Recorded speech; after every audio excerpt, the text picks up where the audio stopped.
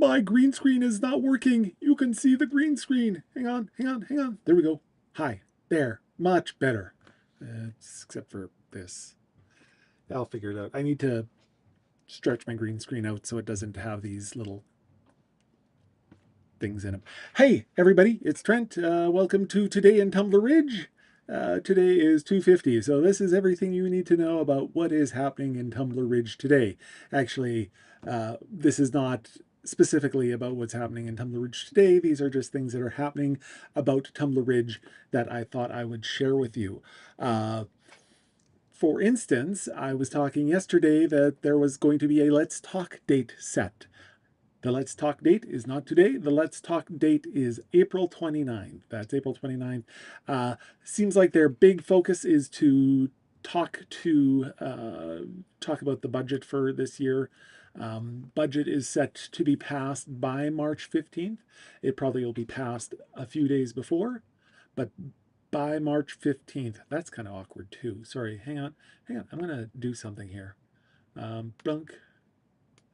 There, that's better. Sorry, I can see my camera keeps selecting different cameras. There's like 3 different zoom levels on my camera, and it keeps like choosing different zoom levels.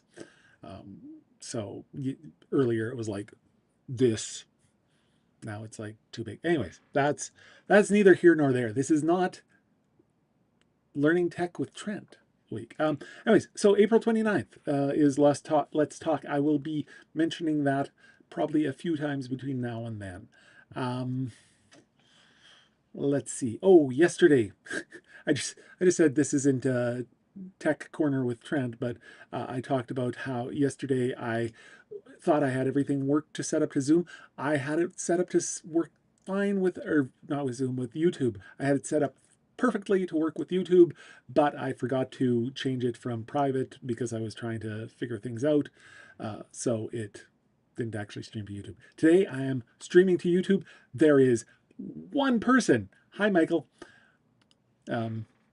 Okay, but the big story today is not actually today. It's what happened tomorrow, or sorry, what happened yesterday. And I mentioned this earlier, but Sia, and on behalf of herself and Maya and her other daughter, Dahlia, has brought suit against OpenAI. I'm going to change to a picture. There we go. And I'm just going to read some information here. Oh, you know what? I was having some issues with my mic, and I shut my computer down, and the story that I'm supposed to be reading from got closed and never got reopened. So yesterday, I'll try and hit the high points. So yesterday, a civil lawsuit was filed in Vancouver by Sia Edmonds and Dalia Gibala, mother and sister of Maya, against OpenAI, makers of ChatGPT. According to the lawsuit, OpenAI has a charter that states we commit to use any influence we obtain over AGI's artificial general intelligence deployment to ensure it is used for the benefit of all and to avoid enabling use of AI or AGI that harms humanity. They also say we are committed to doing the research required to make artificial general intelligence safe. And yet, says the lawsuit, the defendants knew or ought to have known that ChatGPT, particularly when powered by GPT 4.0, was routinely utilized by users to provide mental health support and counseling, and further that users reported experiencing therapeutic benefits from using ChatGPT. According to the filing, Jesse Van Rootseller used ChatGPT for mental health support and counseling, quote, treating ChatGPT as a mental health counselor, advisor, and or a pseudo-therapist. Even more than that, the lawsuit argues that Van Rootseller relied on and perceived ChatGPT to be a trusted confidant, collaborator, ally, and friend. At all material times, OpenAI knew that ChatGPT possessed extensive knowledge and capabilities, including the ability to provide detailed, actionable information on dangerous or harmful subjects like how to conduct a mass casualty event like in the Tumbler Ridge mass shooting. OpenAI harvested such harmful information and data in an indiscriminate manner and then supplied such information uh, to ChatGPT. OpenAI took no steps, adequate or at all, to avoid providing ChatGPT with such information and data, or impose any safeguards to prevent users from obtaining such information from ChatGPT. The lawsuit goes on to argue that ChatGPT equipped Van Rootseller with information, guidance, and assistance to plan a mass casualty event like the Tumbler Ridge mass shooting, including informing the shooter about the various methods of carrying out a mass casualty event, like the Tumbler Ridge mass shooting, the types of weapons to be used, and describing precedents from other mass casualty events or historical acts of violence. And here lies the crux of the issue, according to the lawsuit, as it was in late spring, early summer of last year that Van Rootseller, still 17 years old and under the age of consent for OpenAI, began to describe various scenarios involving gun violence to ChatGPT over the course of several days. Now, ChatGPT's internal monitoring system flagged the post as containing content potentially in violation of ChatGPT's user policies. These posts were routed to about a dozen human moderators who identified the posts as indicating an imminent risk of serious harm to others and recommended Canadian law enforcement be informed of the post. Now, these concerns were escalated to OpenAI leadership with a request to inform Canadian law enforcement. But instead, the only steps OpenAI defendants took in response was to ban the shooter's first OpenAI account, to which Van Rootseller responded by opening a second OpenAI account, which they failed to detect and banned. The shooter used this second OpenAI account, quote, to continue planning scenarios involving gun violence, including a mass casualty event like the Tumbler Ridge mass shooting, with ChatGPT, and to receive mental health counseling and pseudotherapy from ChatGPT. Therefore, says the filing, OpenAI is responsible for the method in which ChatGPT functioned as a mental health counselor and pseudotherapist. Accordingly, quote, the OpenAI defendants, in knowing and intentionally permitting ChatGPT to provide pseudo-psychological treatment to the shooter, owes a debt of care to the reported instances of clear, imminent, and risk of serious bodily harms or death posed to individuals identified with reasonable specificity in the gun violence ChatGPT posts or in the shooter's other ChatGPT chat logs. The OpenAI defendants either knew or ought to have known that the shooter was utilizing ChatGPT to conduct long-range planning of a mass casualty event, and that the shooter posed a clear and imminent risk of serious bodily harm or death to individuals identified with reasonable specificity in the gun violence ChatGPT post or the shooter's other ChatGPT chat logs. This conduct on OpenAI's part led to the shooting of Maya, who sustained, quote, a catastrophic traumatic brain injury, permanent cognitive and physical disability, right-sided hemiplegia, scarring and physical deformities, depression, anxiety, post-traumatic stress disorder, and, again, still quoting from the document, such further injuries as will be proven at trial, all of which injuries have caused and continue to cause the plaintiff pain, suffering, loss of enjoyment of life, permanent physical disability, loss of earnings, past and prospective, loss of income earning capacity, loss of opportunity to earning income, and loss of housekeeping capacity, past and perhaps in the future. So because of this, as well as Maya, the lawsuit seeks damage on behalf of her sister Delia, who witnessed the shooting, as well as her sister in the hospital, as well as her mom Sia, who also witnessed the tragedy and had to watch her daughter recover in the hospital. Now, the one thing that is missing that most people will be asking about is the amount of financial recompense that the family is seeking, and that is unknown at this time. Hang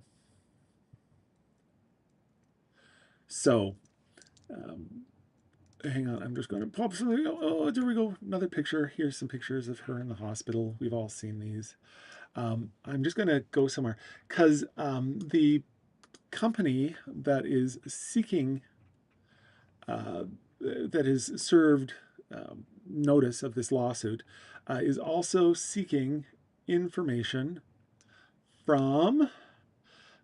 Sorry, I'm. Did I mention that I shut my computer down to try and figure out some sound issues, and am now all the things that I had open to read to you are now closed.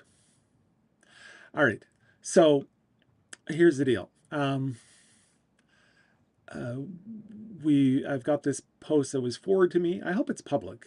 It feels like it was public. Yes, it was posted public on, let's see, by Jordan Cossack, who posted this 22 hours ago. And it's to members of the community in Tumbler Ridge. It says, seeking justice and accountability after the tragedy in Tumbler Ridge will never bring our loved ones back. But it matters. It matters because families deserve answers, because communities deserve to know what went wrong, and because learning the truth can help prevent something like this from happening again. Justice is about honoring those we lost, supporting those who survived, and making sure their lives are never forgotten. On behalf of the legal team retained by families here in Tumbler Ridge, I've been asked to provide our community with a message from the firm. And this is a message from the firm. Dear members of the Tumbler Ridge community, like all Canadians, words cannot express our sadness we feel for you and your families. We have children too. As parents, we aren't supposed to outlive our kids. Mass shootings aren't supposed to happen here in Canada. We all go through lives seeing awful things on the news, but somewhere inside we think this will never happen to us, to our families, to our community. But then it does. And we are here to help your community in any way we can.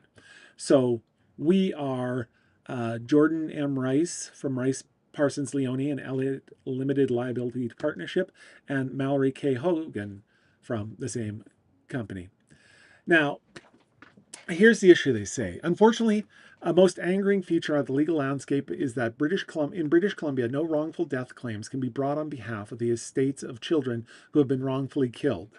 Pursuant to a law called the Family Compensation Act, the general rule is that only the dependents of the provider's family member can advance claims arising out of the wrongful death of a loved one. For instance, a breadwinning parent is killed who is supporting a stay-at-home mom and kids, or spouse and kids.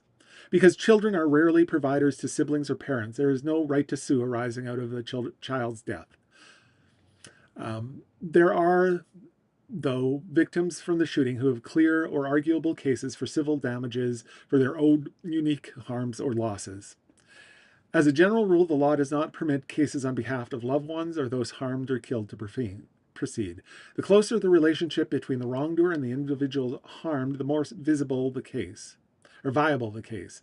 Cases for loved ones of people who have suffered harms are especially challenging, and there is a significant body of case law that says wrongdoers don't owe duties of care to the loved ones of the people they harmed, no matter how awful the harm they have caused. For example, public policy arguments have made it hard for loved ones of those negligently killed by medical malpractice to advance their own legal claims because we have a publicly funded healthcare system. And expanding lawsuits against doctors, nurses, and hospitals on behalf of the loved ones would be an extraordinary burden on taxpayers. However, we see a compelling legal argument here that says that an exception should be made for the loved ones of the mass casualty event because thankfully these tragedies occur with much less frequencies in Canada. So on this basis, and given the egregious facts of this case, we, again, the lawyers who are bringing this case forward, could possibly make new laws or develop factual arguments on existing law. For that reason, we see viable legal claims for anyone falling into the following categories. So, any surviving child or adult who was physically injured in the shooting. Any surviving adult that witnessed the shooting. Any surviving child who witnessed the shooting or who lost a sibling in the shooting. Or, finally, any parent of a child who was killed or physically injured in the shooting. So, the lawyers, again, still quoting, they work on a contingency basis. That means if they aren't successful in recovering anything from the defendants, they do not get paid. For any client who retains the company to bring a claim arising from the Tumbler Ridge shooting, we will also agree to pay for all our case expenses and the defendant's case expenses if we are unsuccessful. We do not require a retainer upfront, and we do not bill our clients on an hourly basis. If we are successful, whether by resolving the claim through settlement or following a trial, our fee agreement stipulates we are entitled to 30% of the settlement trial judgment. Blah blah blah. Sorry, I shouldn't probably say blah blah blah. Basically, I'm trying to pick out the next sentence. So the next steps: they will be filing a case on behalf of a family directly impacted by the shooting, which they've already done. We do not intend to file a class action proceeding arising from this event. Rather, if any individual with a viable claim decides to retain this company, we will file a standalone case on their behalf. So if you are one of these people who fall into these categories, surviving child or adult who is physically injured in the shooting, any surviving adult that witnessed the shooting, any survivor child who witnessed the shooting or lost a sibling in the shooting, or a parent of a child who was killed or physically injured in the shooting, they invite you to contact them. So Jordan is going to let us know if he thinks they should come to Tumbler Ridge for an in-person meeting or if they should host a virtual town hall on Zoom. In the meantime, if you have any questions or wish to speak with the lawyers, you can call them at 604-682-3771. That's 604-682-3771 and ask to speak with either John Rice or Mallory Hogan. So there you go. So those are the big things that are coming out of the news today. Is that these are pixelated. There we go. Let's go back to this one. Actually, we'll go back to the default scene because we'll talk. So the big news is that for those who are dropping in late, is that there has been a lawsuit filed against OpenAI on behalf of Sia Edmonds, Maya Gebela, and Delia Gebela. And the lawyers that are bringing that case forward are also looking to members in the Tumbler Ridge community who may have suffered some loss in this and wish to bring a legal case forward.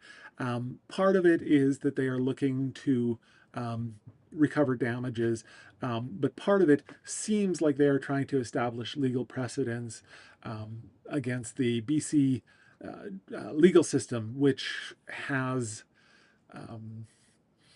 historically not awarded damages in cases like this, or not like this, because there has been no case like this in the history of BC, but in medical malpractice suits, which has established this case law that says that it's really tough for people who have wrongful death claims or other claims of that sort to bring them forward and have them move forward.